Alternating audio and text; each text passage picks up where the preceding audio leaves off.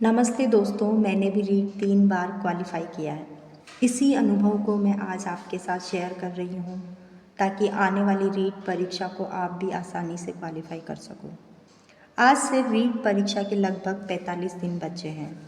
इन 45 दिनों में आपको क्या करना चाहिए और क्या नहीं करना चाहिए, परीक्षा से पहले कौन से मॉडल पेपर्स पढ़ने चाहिए, ये सारी जानकारियाँ एक एक करके मैं आपको बताना चाहती हूँ। अब तक आप सभी ने रीट परीक्षा के लिए गाइड खरीद ली होगी।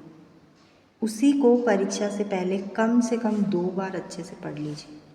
अपनी गाइड का कंपैरिजन किसी की गाइड से मत कीजिए, क्योंकि गाइड को लेकर सबका अपना अपना अलग नज़रिया होता है।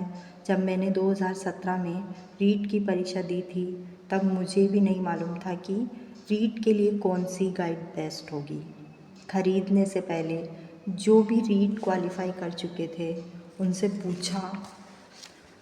उसके बाद मैंने 4-5 दुकानों पर जाकर रीट की गाइड्स का रिव्यू देखा। 2017 में सबसे अच्छा रिव्यू लक्ष्य और दक्ष गाइड का मिला। ये दोनों गाइड मार्केट में सबसे ज़्यादा सेल हो रही थी।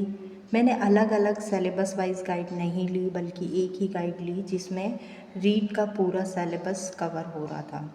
उसके बाद मैंने अपनी गाइड का किसी से भी कंपैरिजन नहीं किया। गाइड खरीदने के बाद मेरे पास 2-3 महीने का वक्त था। घर और बेटी की जिम्मेदारी के साथ अपनी पढ़ाई में लग गई।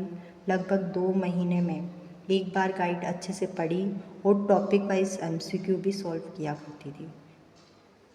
इसलिए मैं आपको यही कहूँगी कि जो भी गाइड आपने ख़रीदी है रीट के लिए, उसे ही आप कम से कम समय में एक बार अच्छे से पढ़ लीजिए।